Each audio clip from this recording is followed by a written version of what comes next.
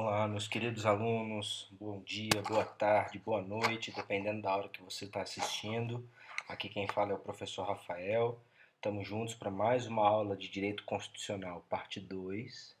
Eu já tinha dito a vocês semana passada que nós teríamos uma continuação do nosso processo legislativo, da nossa matéria de processo legislativo, né? E que eu ainda estava na dúvida se nós teríamos uma terceira parte. Pois bem, teremos, meus amigos, teremos uma terceira parte. Nós vamos ter parte 3 da aula de processo legislativo, só para a gente terminar o conteúdo.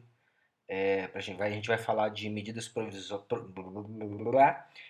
provisórias, decretos legislativos e resoluções. Tá? Então, nós vamos precisar, sim, de 3 aulas para falar sobre esse tema, um tema muito complexo, talvez um dos temas mais complexos de direito constitucional que vocês estudam na faculdade.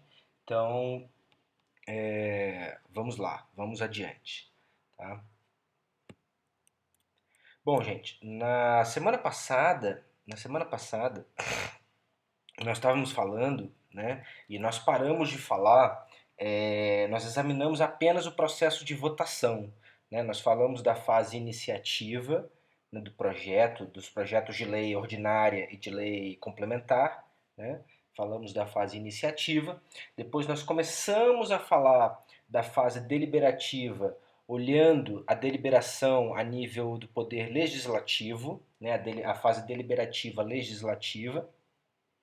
E aí nós começamos a falar sobre o processo de discussão, né, discussão na casa iniciadora, né, passar pelas comissões, a comissão temática, a comissão de Constituição e Justiça, né, a comissão orçamentária, né, caso falasse sobre alguma coisa de orçamento, né, e depois nós falamos do processo de votação, né, a votação secreta, o escrutínio secreto, a votação aberta, enfim, né? Nós falamos sobre isso e nós paramos ali. Pois bem, nós vamos continuar.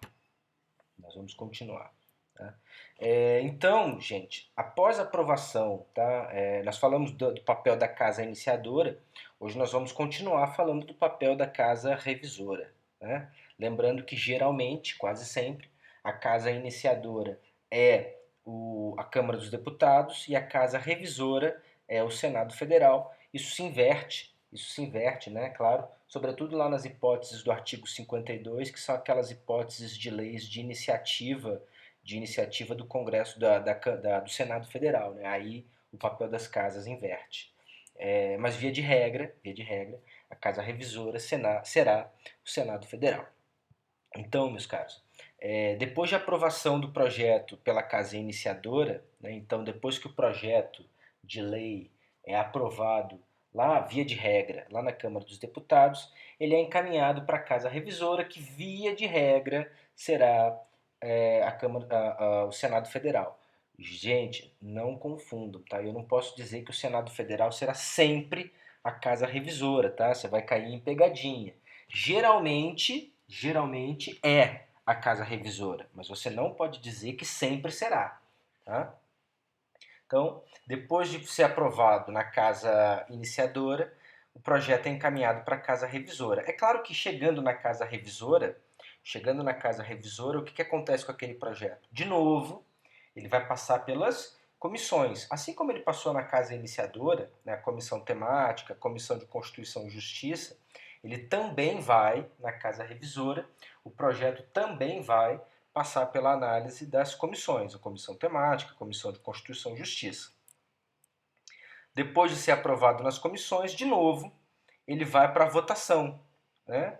Ele vai para a votação, da mesma forma como aconteceu lá na casa iniciadora, ele vai passar por votação. Vocês vão ver que a votação muda, né? O quórum de votação muda a depender do tipo de lei, né? Se é lei ordinária ou se é lei complementar, mas nós vamos falar sobre isso ainda hoje. Tá? Então, depois de ser analisado pelas comissões, o projeto segue para deliberação e votação, via de regra, pelo plenário, né? Onde ele poderá ser aprovado, né? Rejeitado ou emendado. né? É claro que eu não preciso dizer para vocês que a aprovação, né, das leis, leis ordinária, lei complementar, exatamente como acontece na casa iniciadora, é um turno de discussão e votação, né? Então, a discussão e votação dura um turno. Isso vale para as duas, né? Leis ordinárias e leis complementares. O que muda é só o quórum de votação, né? O quórum necessário para aprovação. Então, bacana.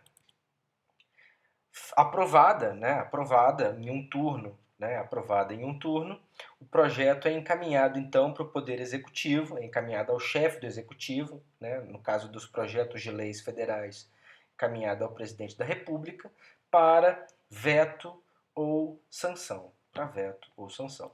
É claro que, além disso, pode haver também a hipótese de rejeição, né? Então, o projeto não foi aprovado pela Casa Revisora, o projeto foi rejeitado, né?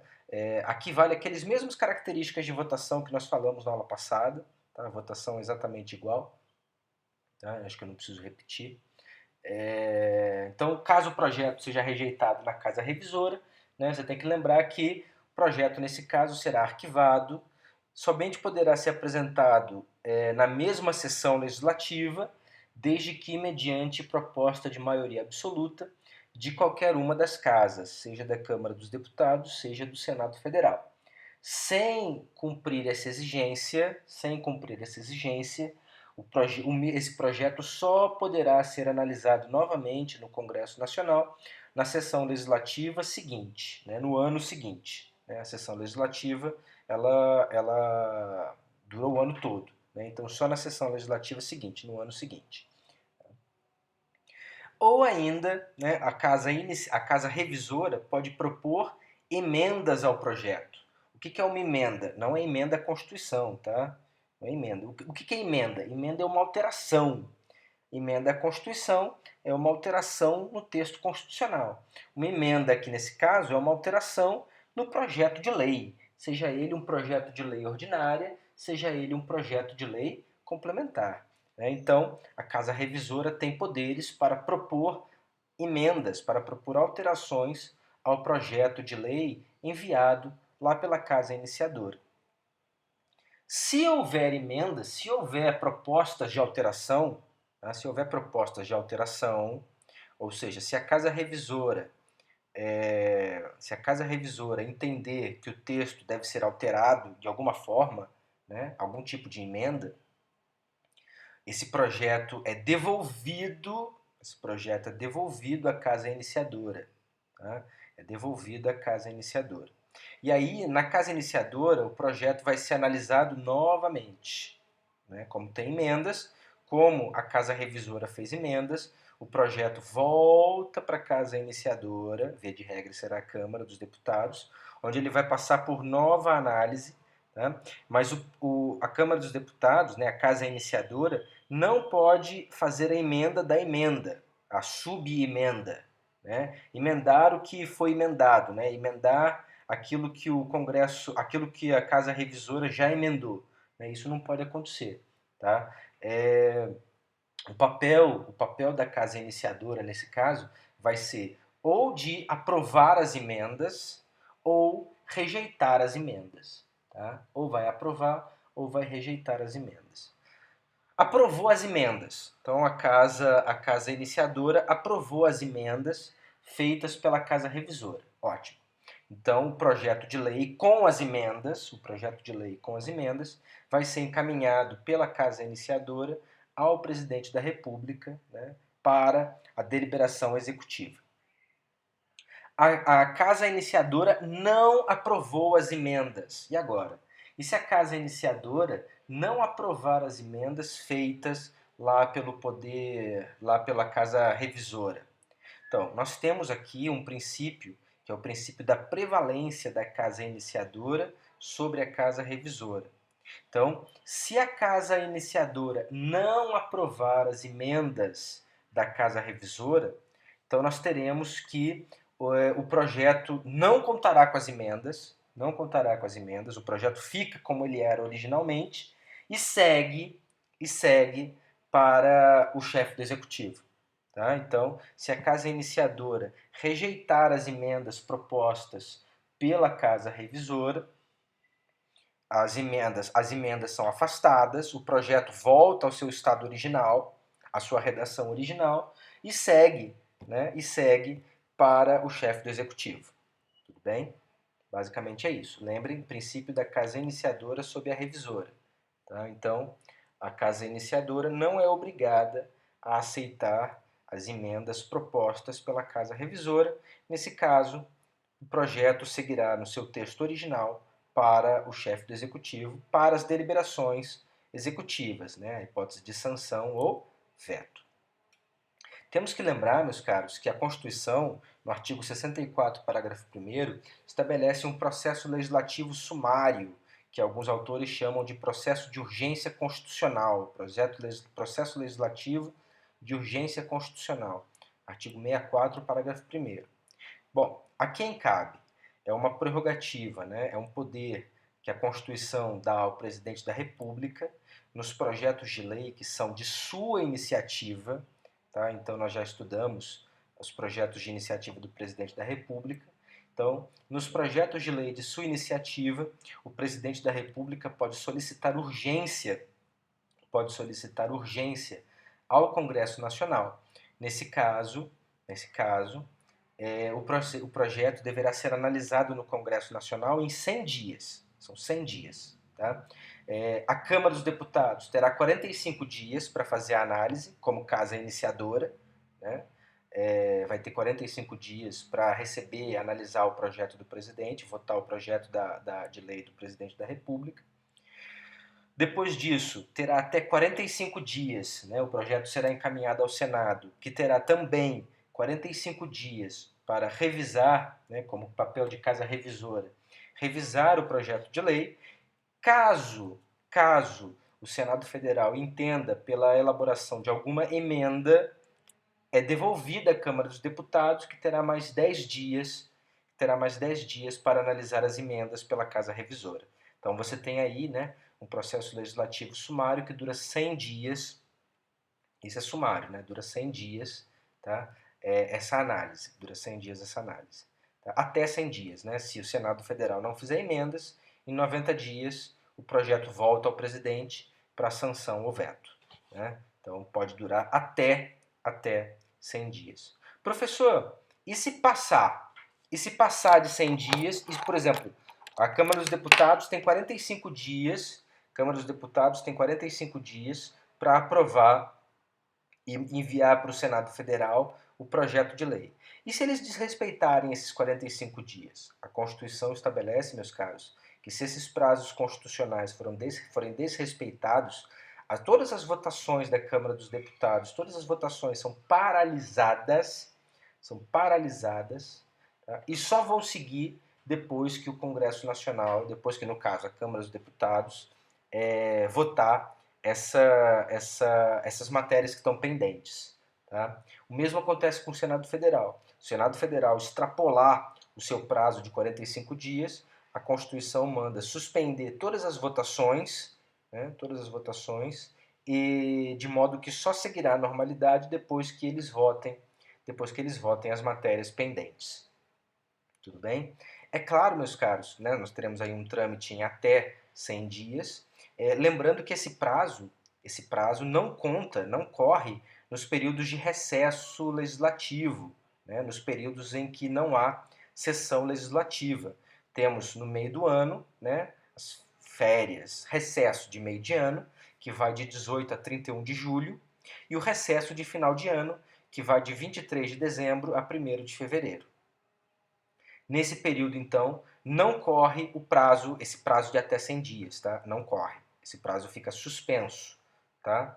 Então, ele só volta a correr depois que o recesso se encerra, tudo bem? Depois que o recesso se encerra.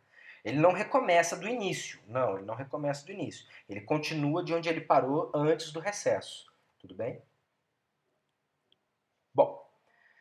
Bom, feito isso, né, saindo da deliberação legislativa, falamos da deliberação legislativa, vamos agora à deliberação executiva. Deliberação executiva, que é justamente o momento em que o projeto de lei é encaminhado para o chefe do Poder Executivo, que exercerá o poder de sanção ou veto, né? O poder de sanção ou veto, que é uma decorrência do sistema de freios e contrapesos, né? Então você tem aí o executivo examinando, né? Examinando atos, né? Normas criadas lá no poder legislativo, via de regra.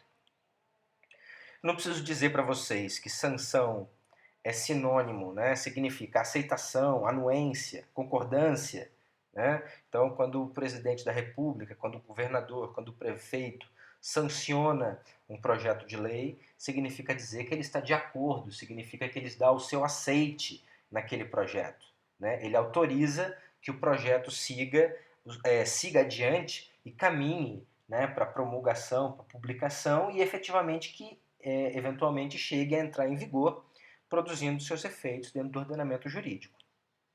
Tá? Temos que falar da sanção expressa, ou seja, sanção expressa a, né, uma manifestação de concordância pelo presidente da República, pelo chefe do executivo. Então ele manifesta expressamente a sua concordância, é o que se chama de sanção expressa, e tem ainda a sanção tácita. Sanção tácita é aquela em que o presidente não diz nada, o chefe do executivo não diz nada, mas como diz o ditado, quem cala consente. Tá? Quem cala consente. Então, se o presidente da República, né, o chefe do executivo, não disser nada depois de receber o projeto de lei no prazo legal, presume-se que ele tacitamente aceita, que ele tacitamente não se opõe a que aquele projeto de lei siga adiante, né, e venha a entrar no ordenamento jurídico. Professor, quanto tempo o chefe do executivo tem para analisar o projeto de lei e sancionar ou vetar? A Constituição estabelece 15 dias úteis. Tá? Então, recebido não, né? Recebido é ótima. Recebido o projeto de lei lá pelo Legislativo, o chefe do Executivo terá o prazo de 15 dias úteis para se manifestar. Então, ele tem 15 dias úteis para sancionar ou para vetar. E se ele não fizer nada? Se ele não fizer nada, é a sanção tácita. Né? Se ele não fizer nada, se ele não disser nada, presume-se que ele está de acordo com aquele projeto de lei. Essa será a hipótese da sanção tácita. Tá? Vamos lembrar, meus caros, que não existe sanção nos termos do artigo 48 da Constituição Federal para as hipóteses dos artigos 49, que são as competências exclusivas do Congresso Nacional, do artigo 51, que são as competências exclusivas da Câmara dos Deputados, e artigo 52, que são as competências exclusivas do Senado Federal. Tá? Então, nessas hipóteses dos artigos 49, 51 e 52, não há sanção previdencial, não há sanção presidencial. Não há sanção presidencial, tá? Não existe previsão para que ocorra sanção presidencial. Vale lembrar, né?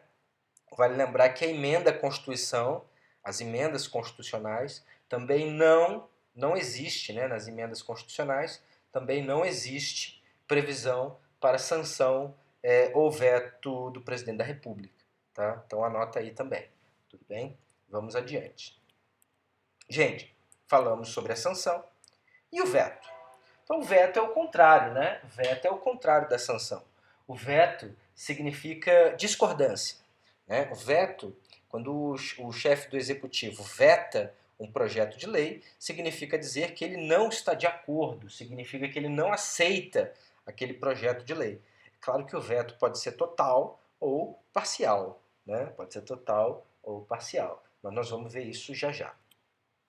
Como vocês viram, né, o prazo são de 15 dias úteis, então, a partir do momento em que o presidente da República, que o chefe do executivo, recebeu o projeto de lei, ele tem o prazo de 15 dias úteis para vetar, né? Se ele não fizer isso, presume-se a sanção tácita, né? Vocês já viram. Tá? O veto pode ser total ou parcial. O que é o veto total? O veto total é o veto de todo o projeto o projeto inteiro, de cabo a rabo. Já o veto parcial é o veto de uma parte, de uma parcela daquele projeto. Ah, pode ser de um artigo? Pode. Pode ser de 10 artigos? Pode. Pode ser de um inciso dentro do artigo? Pode. Pode ser de 2 parágrafos dentro do inciso? Pode. Pode ser de uma linha? Pode. O que não pode? Não pode ser um veto assim de uma palavra dentro do artigo. Por exemplo, aquele artigo diz que, né, por exemplo, vamos lá, vamos dar um exemplo aqui de um artigo. Artigo 3º do projeto de lei. Né, o projeto de lei tem o artigo 3º que diz: o prazo desta medida começa a contar dia X. Aí o presidente da República chega lá, dá um veto só no X. Ele não aceita, não, aquele prazo, só o X. Não. Ou ele veta o artigo inteiro, ou não, ou nada. Né? O caput, né? Ele tem que vedar um dispositivo. Ou ele, por exemplo, ou ele não está de acordo com o caput inteiro, ou com o artigo inteiro, né? Caput, incisos, parágrafos. Ele pode fazer isso. Tá? O que ele não pode fazer é pegar uma palavra dentro daquele texto, né, seja do caput, seja da linha, e vetar. Se ele vai vetar o dispositivo inteiro. Ou vai ser o parágrafo inteiro, a linha inteira, o caput, tudo bem? Então, assim, é parcial, um veto parcial, mas é o veto total de um dispositivo. Né? Ele vai vetar todo um dispositivo, seja o artigo inteiro, o caput inteiro, o parágrafo inteiro, o inciso inteiro, enfim. Tudo bem? Tá? Gente, o veto sempre deverá ser motivado. Então, o chefe do executivo, quando ele veta um projeto, seja um veto total, seja um veto parcial, ele sempre deverá justificar as razões do veto. Quando que ele faz isso? Ele faz isso em 48 horas. Tá? Então, em 48 horas, o chefe do executivo comunicará formalmente, por escrito, né, comunicará expressamente o presidente do Senado Federal, explicando, né, justificando as motivações para o veto. O veto pode ser um veto em razão da inconstitucionalidade. O presidente da República entendeu que aquela norma é inconstitucional, é o veto jurídico. Né, é o veto jurídico, tá? Vetou, então, total ou parcialmente aquele projeto em razão da sua inconstitucionalidade, ou o veto foi um veto político. Né? O veto foi em razão do chefe do executivo entender que aquele projeto era contrário ao interesse público, é o que se chama de veto político. Nós já falamos sobre isso no semestre passado, quando nós falamos de controle de constitucionalidade. Eu tenho certeza absoluta que vocês se lembram. Né? Gente, o veto sempre será, então, expresso, não existe veto tácito. O veto sempre será expresso, sempre será por escrito, sempre será motivado, ele sempre deverá motivar, né, o chefe do executivo, né, no caso o presidente da República, sempre deverá justificar ao presidente do Senado Federal as razões do veto no prazo estabelecido na Constituição, são 48 horas, tá? Um veto que poderá ser jurídico ou político. Tá? O veto sempre será superável. O que significa? Significa dizer que o Congresso Nacional tem poderes para passar por cima do veto, tá? E irretratável.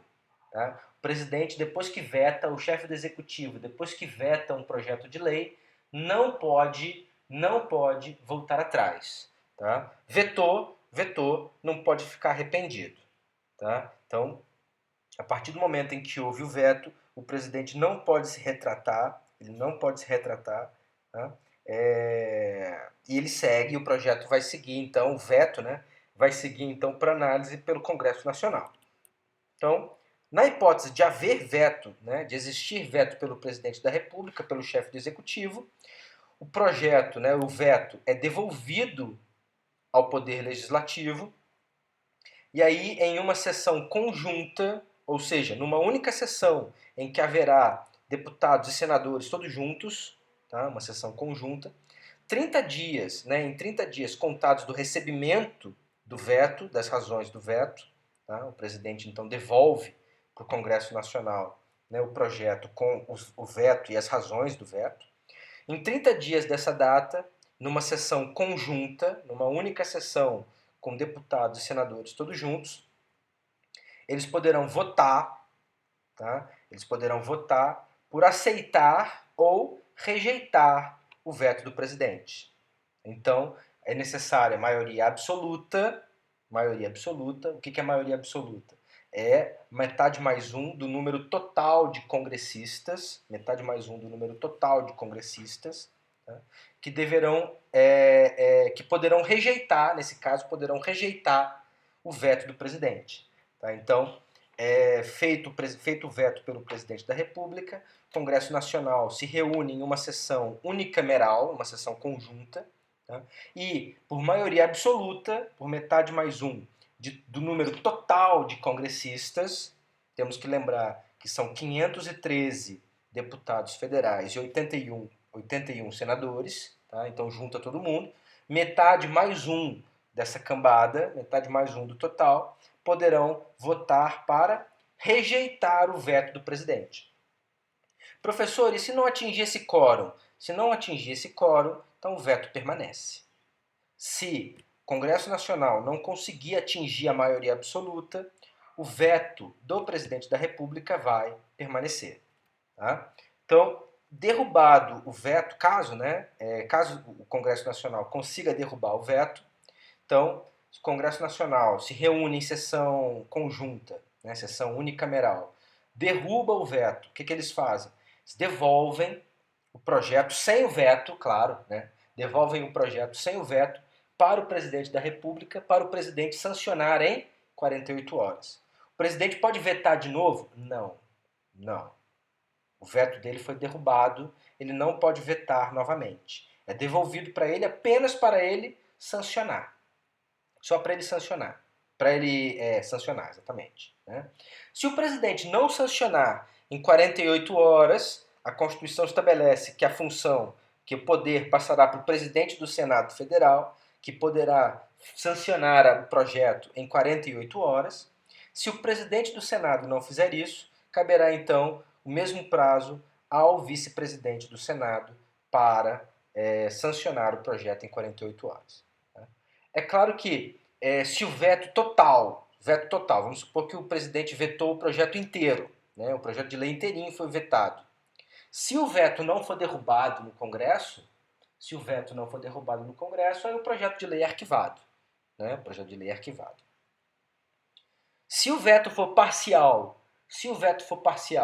né, vamos supor que o veto é parcial, veto de 3 artigos, sei lá, e o Congresso Nacional não conseguir derrubar, o Congresso Nacional em sessão unicameral não conseguir maioria absoluta para derrubar o veto permanece, o projeto com os vetos, né, é devolvido ao presidente da República e o presidente da República faz a sanção com os vetos. Né, aí o texto sai com os vetos que o presidente da República fez. Tudo bem? Dúvidas até aqui, gente? Não se esqueçam que eu estou disponível para vocês lá no fórum, lá no chat, tá? Usem esses mecanismos, por favor. A matéria não é fácil, a matéria é difícil, tá? E nós estamos fazendo aqui o melhor possível para vocês não serem prejudicados, tá? Mas a matéria realmente não é fácil. Ela exige muita concentração, muito estudo. Tá, o que aconteceu aqui? Pronto. Feito isso, meus caros, nós acabamos então a fase de deliberação executiva, né? Acabamos a segunda fase, a fase deliberativa, e seguimos para a fase complementar que envolve a promulgação e a publicação do projeto. Bom, o que é a promulgação? Promulgação seria que a certidão de nascimento da lei. Né? A promulgação seria o atestado, né? Seria a certidão de nascimento da lei. Seria um atestado de validade, existência e eficácia da lei. Né? Ainda que ela não esteja necessariamente em vigor. Né? Nesse momento, gente, já não se fala mais em projeto. Nós já temos a lei como ela será. Então, o que é promulgado é a lei. A partir desse momento, já não se fala mais em projeto. Nós já temos a lei. Tá? Então, a lei é promulgada, a lei é publicada. Tá? Não se fala mais em projeto daqui para frente. A publicação, né, vocês já sabem, significa dar comunicação, né, comunicar a todos do conteúdo daquela nova norma, tornar público o conteúdo daquela nova norma. Tá? Isso se faz como? Isso se faz reproduzindo o teor da norma no Diário Oficial, né? No caso de uma lei federal, se faz por meio do Diário Oficial da União, né? No caso de uma lei estadual, seria o Diário Oficial Estadual e etc.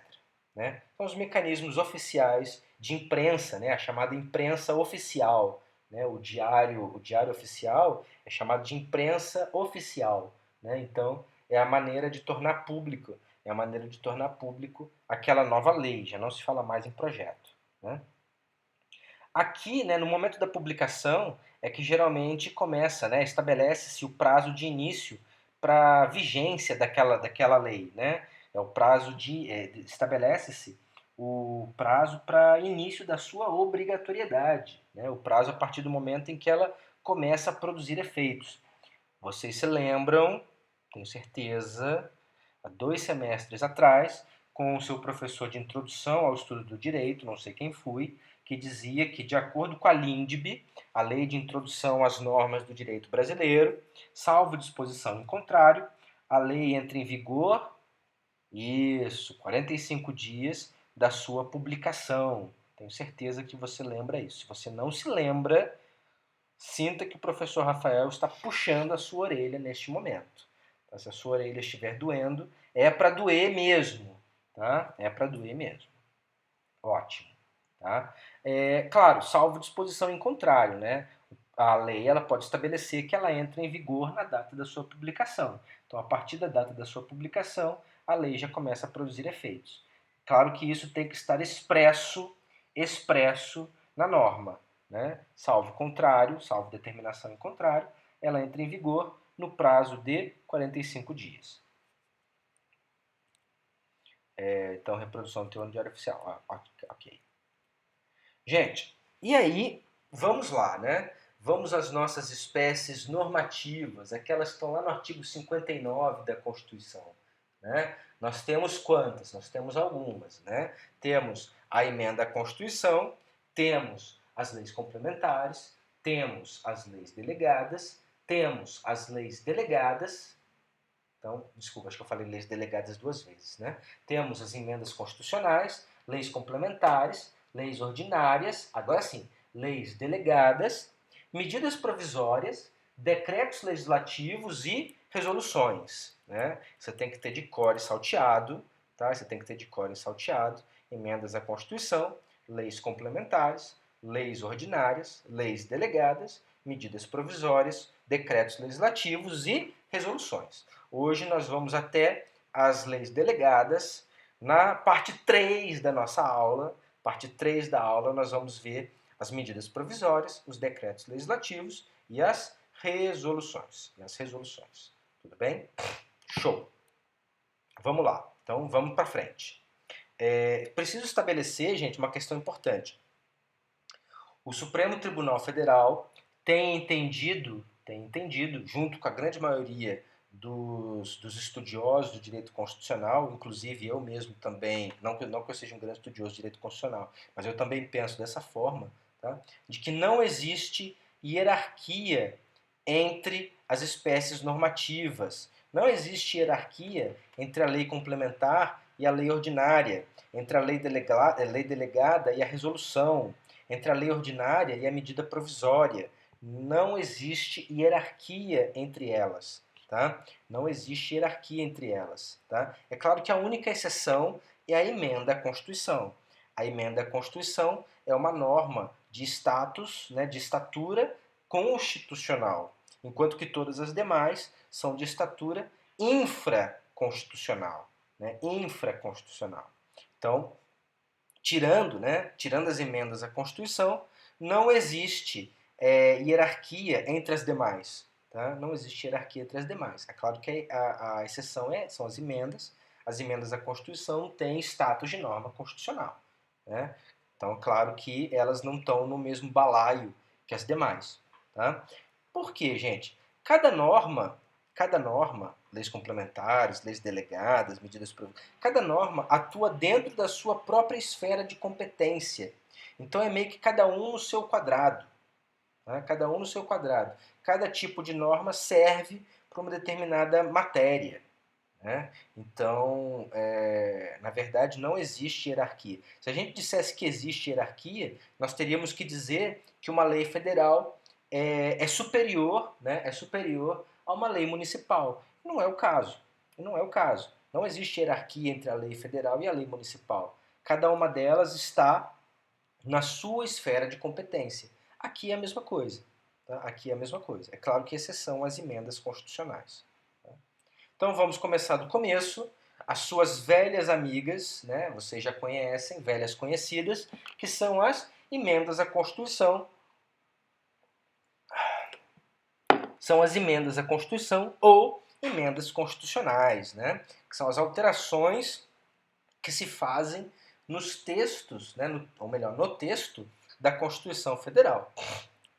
Vocês viram, né, semestre passado, que as emendas constitucionais são uma manifestação, desculpa, são uma manifestação do poder constituinte derivado reformador, né, que é o que tem a possibilidade de alterar o texto constitucional, né, mas que possui uma série de limitações, limitações formais, também chamadas de procedimentais, limitações circunstanciais e limitações materiais. Né? Bom, limitações formais, meus caros. Como limitações formais nós temos, né? Nós já estudamos isso. Então nós podemos, até por isso que eu coloquei ela hoje, né? Nós já estudamos. É mais ou menos uma revisãozinha, tá? Então, em primeiro lugar, nós temos que a primeira limitação formal é a iniciativa, que por determinação constitucional, nos termos do artigo 60, inciso 1, 2 e 3 da Constituição, né, é uma iniciativa privativa, ou seja, a Constituição outorgou apenas a algumas pessoas, né, e concorrente. Ou seja, estas pessoas e somente elas, têm competência para dar início a uma PEC, a uma proposta de emenda à Constituição. Nos termos do artigo 60, 1, 2, 3 da Constituição Federal, temos o quê?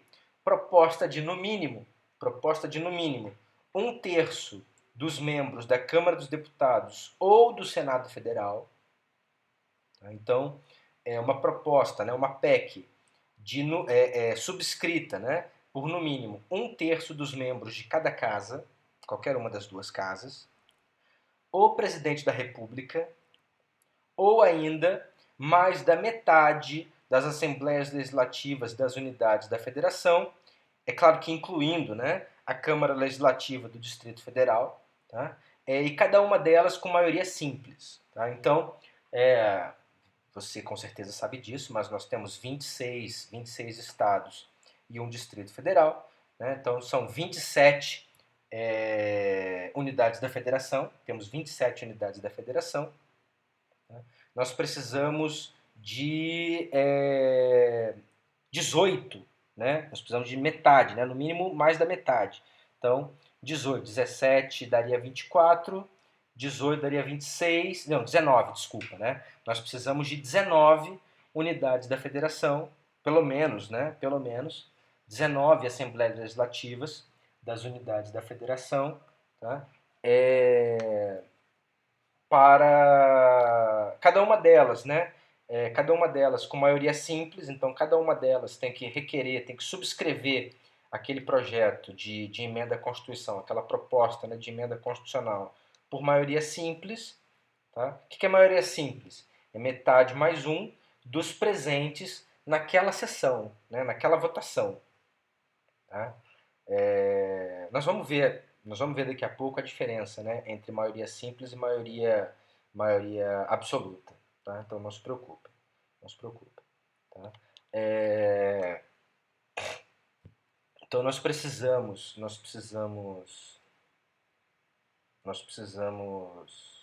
Só um segundo. Oh, desculpe, meus caros.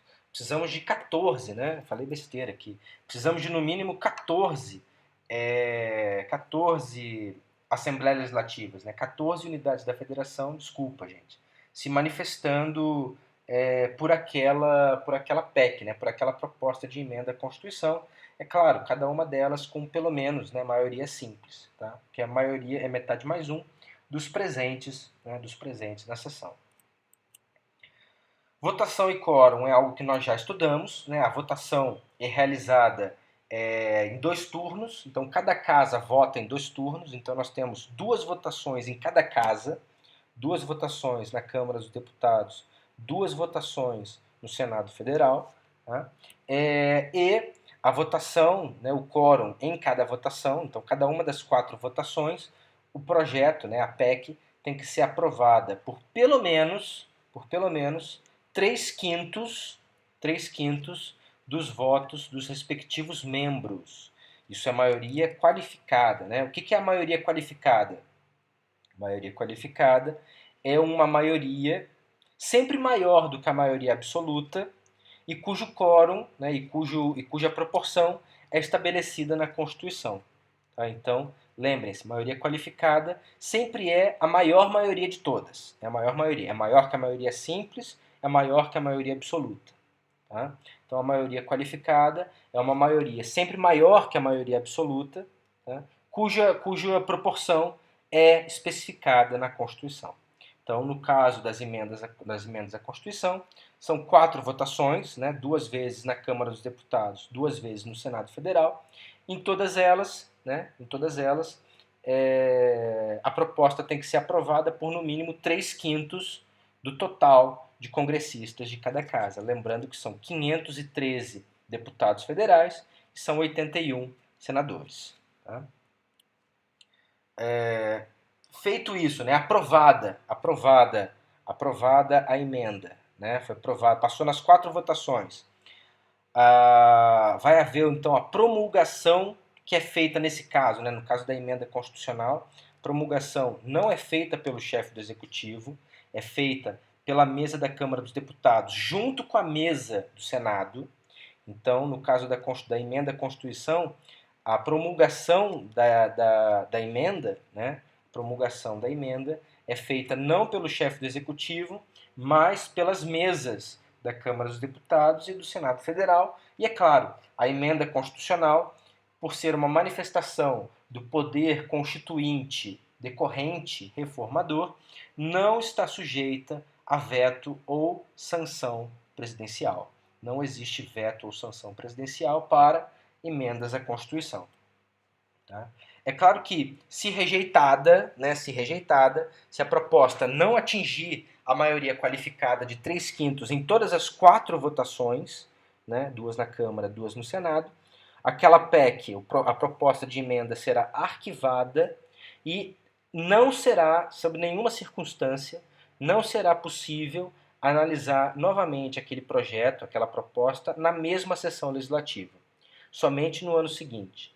Nossa, professora, e se tiver maioria simples em cada casa, em qualquer uma das casas, que nem a lei complementar, que nem a lei ordinária? Nem assim? Não, nem assim. A proposta de emenda à Constituição, se rejeitada, não pode, sob nenhuma circunstância, não pode ser analisada na mesma sessão legislativa, somente na sessão legislativa seguinte. Temos ainda as limitações circunstanciais, que são estabelecidas lá no artigo 60, parágrafo único. Né? São situações, são momentos em que não é possível, em que a Constituição proíbe a votação, né, o segmento de propostas de emendas à Constituição. São 3. Né? São momentos que o nosso constituinte originário julgou que nós estamos vivendo uma situação de excepcionalidade. Então, nessas hipóteses, não é possível a votação de algo tão importante quanto uma emenda à Constituição. São 3 momentos. Né? A hipótese de intervenção federal, o estado de defesa ou o estado de sítio. Então, nessas 3 situações, caso estejamos vivendo, né, intervenção federal, estado de defesa ou estado de sítio, não é possível aprovação, votação, enfim, não é possível que seja votada uma proposta de emenda à Constituição por expressa determinação constitucional. Por expressa determinação constitucional.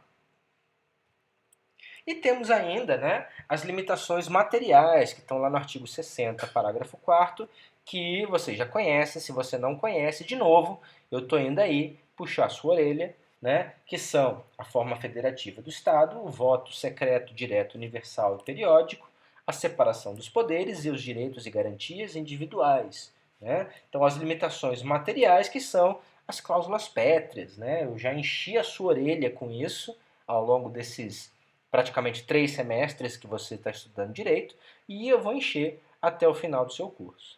Tá? Então, você tem que ter, né, as cláusulas pétreas são algo que você tem que saber, é algo, né, desculpa, as cláusulas pétreas é algo, as cláusulas pétreas é algo que você tem que saber de cor, né, de salteado, ou são. Nossa, agora eu fiquei na dúvida, vou procurar o dicionário depois. Tá?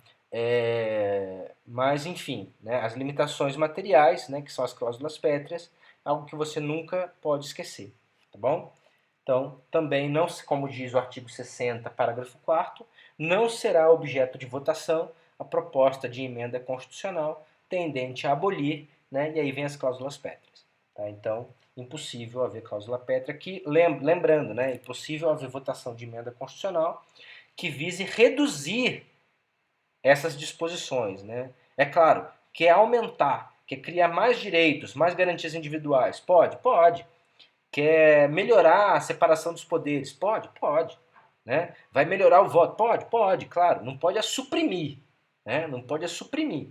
Tá? Se quer mudar, se quer aperfeiçoar, enfim, fique à vontade. Suprimir é que é impossível. Tudo bem? Então falamos das emendas constitucionais, é uma revisão, nós já falamos sobre isso no semestre passado. Tá? Então hoje o que nós vamos ver de novo mesmo são as leis complementares, as leis ordinárias e as leis delegadas. Tá? Leis ordinárias, leis complementares, ou melhor, leis complementares, leis ordinárias e leis delegadas. Bom, meus caros, as leis complementares e leis ordinárias, elas têm muitas semelhanças, tá? Todo aquele processo que nós vimos desde a aula passada, fase iniciativa, fase deliberativa, deliberativa legislativa, deliberativa executiva, fase complementar, tudo isso é praticamente igual para todas, para as duas, tá? Tanto para a lei complementar quanto para a lei ordinária. Tá? Fase iniciativa, discussão, votação, depois envia para o presidente para sanção ou veto, depois tem a promulgação, depois a publicação. Isso é idêntico para todas. Isso é idêntico para as duas. Tá? Tanto para a lei complementar quanto para leis ordinárias. Então, ambas elas, né, possuem a fase iniciativa, a fase deliberativa e a fase complementar. Isso é exatamente igual. Tá? Qual é a diferença, então? Temos diferenças materiais e diferenças formais. Tá? A diferença material, meus caros, grande diferença, né, as grandes diferenças entre as leis complementares e leis ordinárias é que as leis complementares elas têm um rol taxativo de atribuições, de competências que são expressos na Constituição Federal. Significa dizer que sempre que a Constituição entender que aquele assunto precisa ser regulamentado mediante, né, precisa ser normatizado mediante lei complementar, ela vai exigir, a própria Constituição vai exigir a lei complementar. Tá? Então, em vários artigos, sobretudo, né, sobretudo normas constitucionais de eficácia limitada ou de eficácia restrita, poderão ser regulados mediante lei complementar quando a própria Constituição assim exigir. Querem um exemplo? Vamos lá para a Constituição? No artigo... Cadê a Constituição? Está aqui. No artigo 22, artigo 22, não, 39, artigo 22, aqui,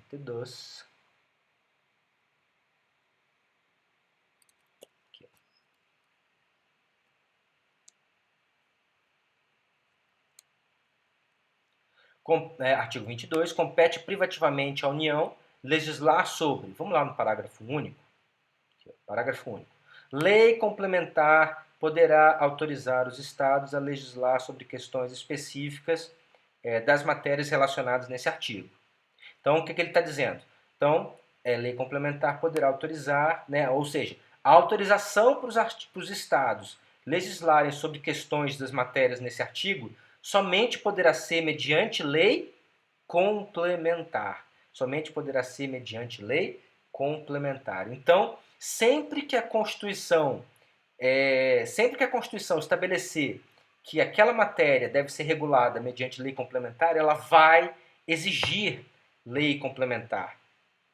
Tá? Exemplo, artigo 23, parágrafo único. A lei complementar fixará normas para cooperação entre União, entre Estados, Distrito Federal e municípios. Então, essa cooperação somente pode ser estabelecida mediante lei complementar. Lei complementar fixarão normas para cooperação entre... Tá repetindo, né? Tá repetindo. Estão entendendo? Então, a Constituição, quando ela quer a lei complementar, ela pede. Tá? A lei pede. Tudo bem? A Constituição pede lei complementar quando ela entende necessário. Então, são taxativas, né? A Constituição exige as hipóteses, a Constituição discrimina as hipóteses legislativas que serão reguladas mediante lei complementar. Já as leis ordinárias têm uma competência residual, ou seja, é o que sobra. Né? Ou seja, tudo que não seja matéria a ser regulada por lei complementar, por decreto legislativo ou resolução, né, pode ser objeto de lei ordinária. Tá? Então, a lei ordinária é o que sobra. Né? Na verdade, sobra muita coisa. Né? Então, as leis ordinárias elas têm um espectro de atuação muito grande. Por quê? Porque sobra, né, sobra muita competência para as leis ordinárias. Então, estão entendendo? Tá? As leis ordinárias têm uma competência residual. Por quê? Porque a Constituição diz o que é feito por lei complementar, o que é feito por decreto legislativo, o que é feito por resolução. E o resto? O resto é lei ordinária. Tá? É lei ordinária. Tá? Por isso, competência residual, né? Competência material, claro. Tá? E ainda temos a diferença formal. A diferença formal está no quórum de votação. Quórum de votação. Tá? Então, a grande diferença entre, né, as grandes diferenças entre a lei ordinária e lei complementar são as matérias, né? A Constituição estabelece expressamente as matérias que são de competência de lei complementar, o resto fica para a lei ordinária, tá? E os quórums de votação. A Constituição estabelece que o quórum de votação para aprovação de lei complementar é maior do que o quórum de votação para aprovação de lei ordinária. Tá? Então, vamos lembrar aqui uma coisa, vamos entender aqui algo. Para a gente ter a votação, meus caros, para a gente ter a votação, para que nós tenhamos a votação, primeiro é necessário instalar a sessão. Tá? Instalar a sessão para votação. Para isso, é necessário um número mínimo de congressistas? Sim, é necessário um número mínimo de congressistas para se instalar a sessão e a votação. Que número? Sempre maioria absoluta. Então, a votação de um projeto de lei, a votação de um projeto de lei ordinária, de lei complementar, de emenda à Constituição, o que for, só pode ser realizado se tiver maioria absoluta. Maioria absoluta. Tá? Professor, tanto para a lei ordinária quanto para a lei complementar? Sim. A votação só vai poder ser iniciada se tiver maioria absoluta dos congressistas. O que é maioria absoluta? O que é maioria absoluta? Metade mais um do número total de congressistas. Né? Metade mais um do número total de congressistas. No caso da Câmara dos Deputados, em que nós temos 513 deputados federais, tá? O número será de 257. 257 deputados. Então, metade seria 256,5. Não existe meio deputado, né? Então será 257. Né? 257. Então, Para a gente instalar uma votação, não interessa se é de lei ordinária ou de lei complementar, precisam estar presentes metade mais um, né, o maior número inteiro seguinte, de todos os presentes, do número total de congressistas. Do número total de congressistas. Repito, para que nós possamos instalar uma votação, seja de lei ordinária, seja de lei complementar, é necessário que a casa possua, no momento, né, do início da sessão, metade mais um do número total de congressistas. No caso da Câmara dos Deputados, são 257, né, 257. No caso do Senado, que são 81, são 41. Então, nós precisamos de 41 senadores para que nós possamos iniciar a sessão, seja de uma lei ordinária, seja de uma lei complementar. Tudo bem? Entenderam isso? Instalar a sessão é uma coisa, votação é outra. Instalada a sessão, inicia-se a votação. Instalada a sessão, inicia-se a votação. A lei complementar exige maioria absoluta e a lei ordinária exige maioria simples. Então, a lei complementar exige sempre maioria absoluta, ou seja, sempre metade mais um do número total de congressistas. Já a lei ordinária exige maioria simples. O que é maioria simples? Metade mais um dos presentes. Vamos entender a diferença? Olha só, vamos voltar para o nosso exemplo na Câmara dos Deputados. Ou melhor, no Senado Federal, que tem menos pessoas. Né? Votação no Senado Federal de uma lei ordinária.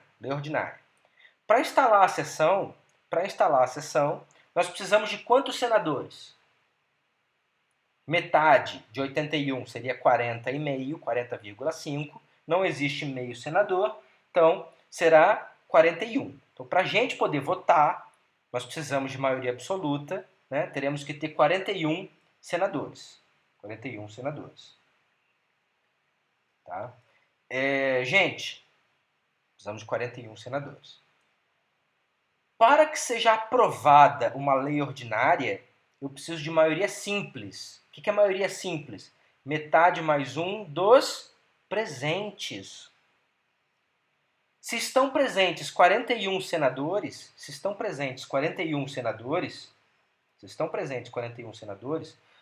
quantos senadores precisam votar a favor da lei? 21. Né? Se estão presentes 41 senadores, quantos precisam votar a favor? 21. Por quê? Porque é metade mais um de todos os presentes.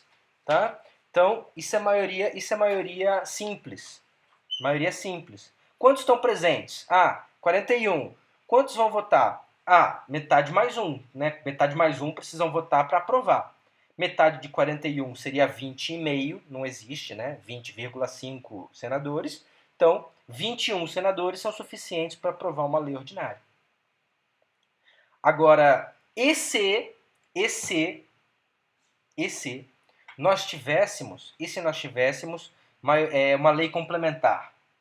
Vamos supor que temos do Senado uma sessão com 41 senadores, foi aberta a sessão.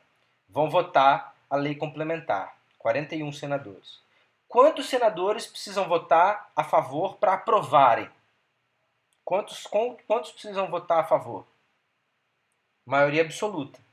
Qual que é a maioria absoluta do Senado? 41. Então, se a sessão tem 41 senadores, todos os 41 senadores precisariam votar a favor para aprovar a lei complementar. Entenderam a diferença? Vamos fazer um outro exemplo. Uma sessão no Senado com 50 senadores. Dá para instalar a votação? Dá. Tem mais da maioria absoluta, né? Tem mais de 41. Então dá. Ótimo. Aberta a votação. Lei ordinária. Quantos precisam votar para aprovar a lei ordinária? Temos 50 senadores.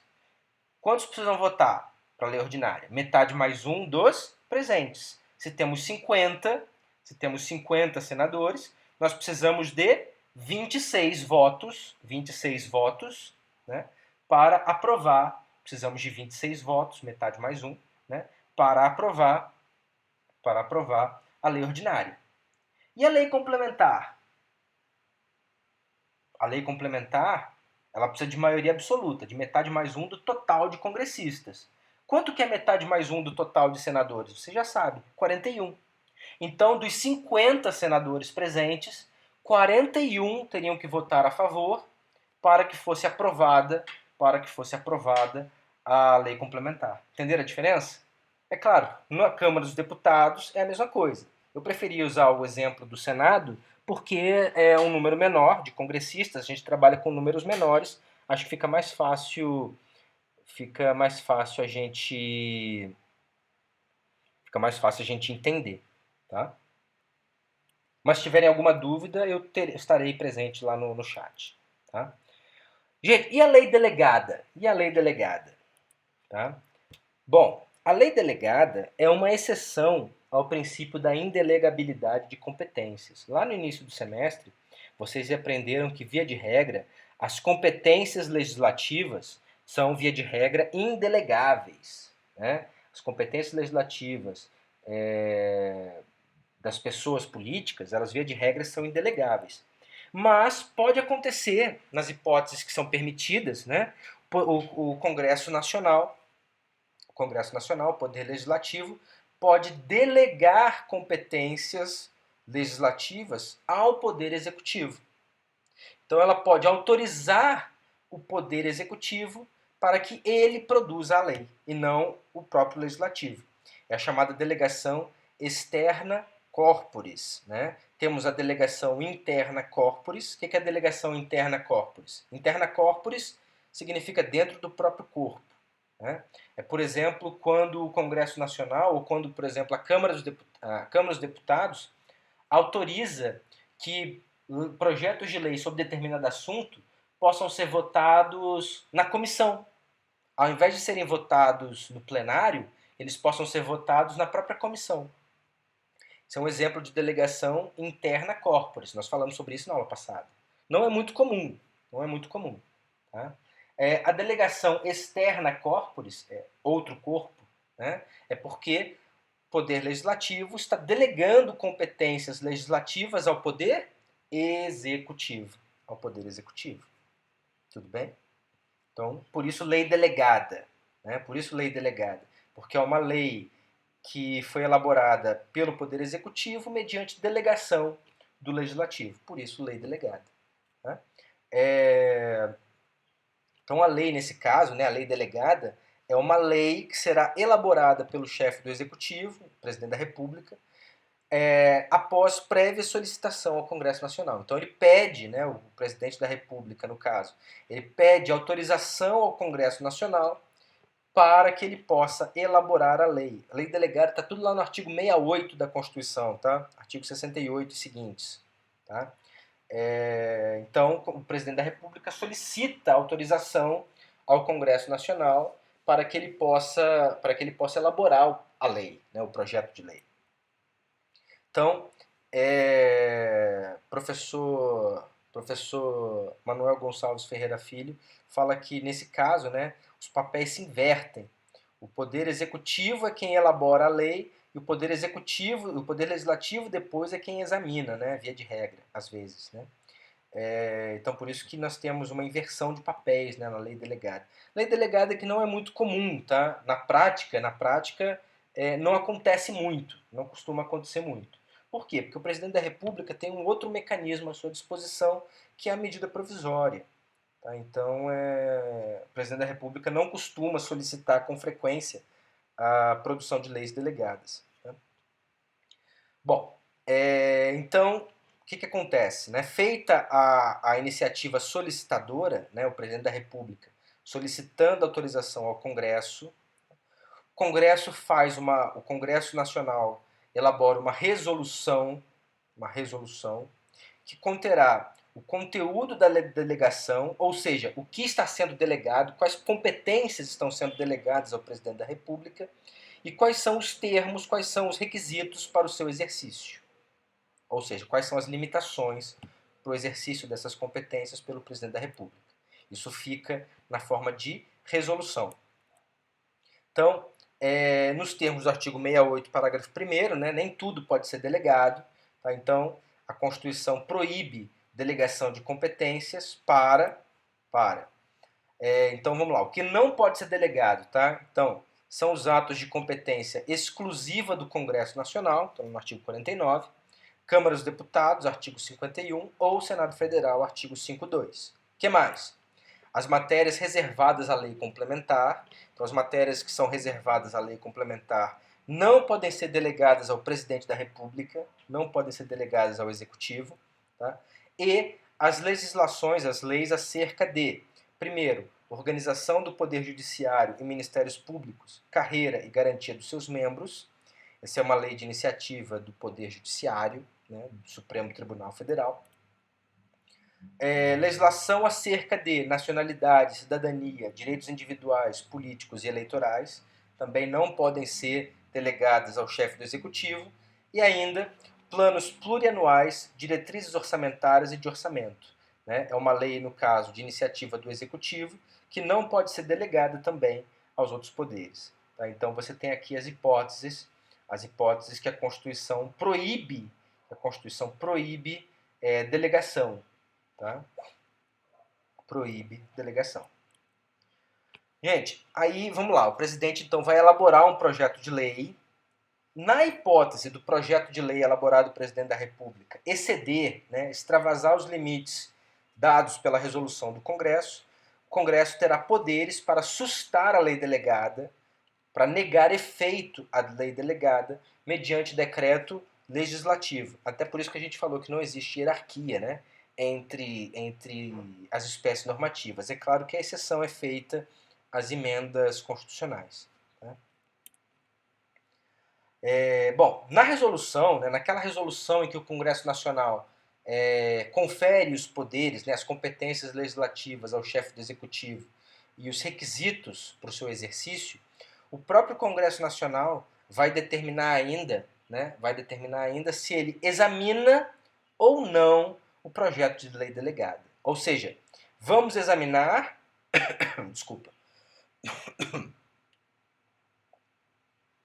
Ou seja, vamos examinar ou não vamos examinar o projeto de lei delegada feita pelo presidente da República.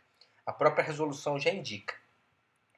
Então, delegação típica, né? Delegação típica é aquela que o Congresso Nacional não analisa o projeto. Tá? O presidente da República simplesmente elabora o projeto de lei delegada, promulga e publica. Tá? Depois, se o Congresso Nacional entender que o presidente extravasou da sua competência, eles podem sustar os efeitos da lei mediante decreto legislativo.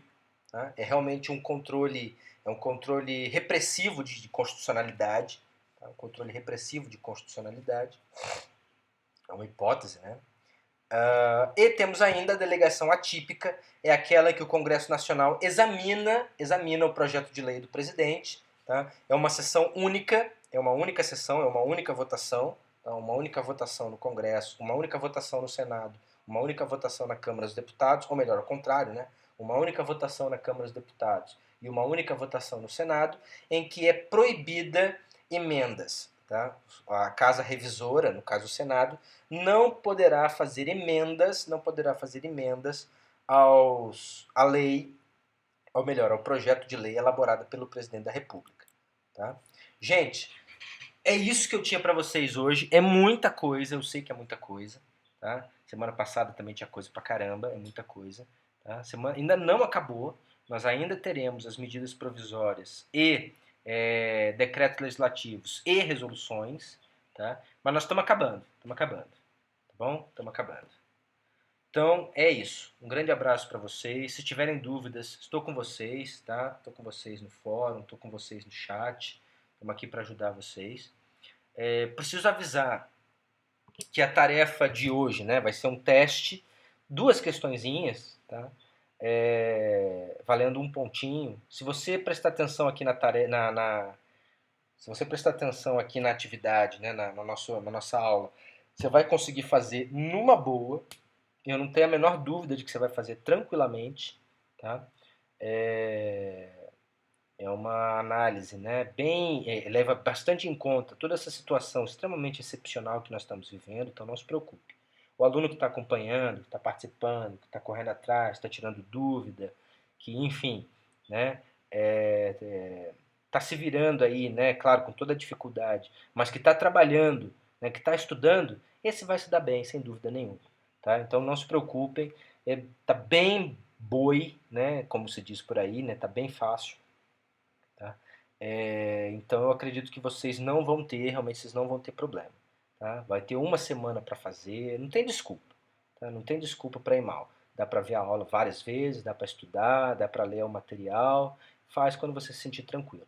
Tem uma semana para fazer, né? Então fiquem bem sossegados. Tá bom? Estarei hoje no chat para dúvidas e tamo junto. Beleza? Grande abraço para vocês.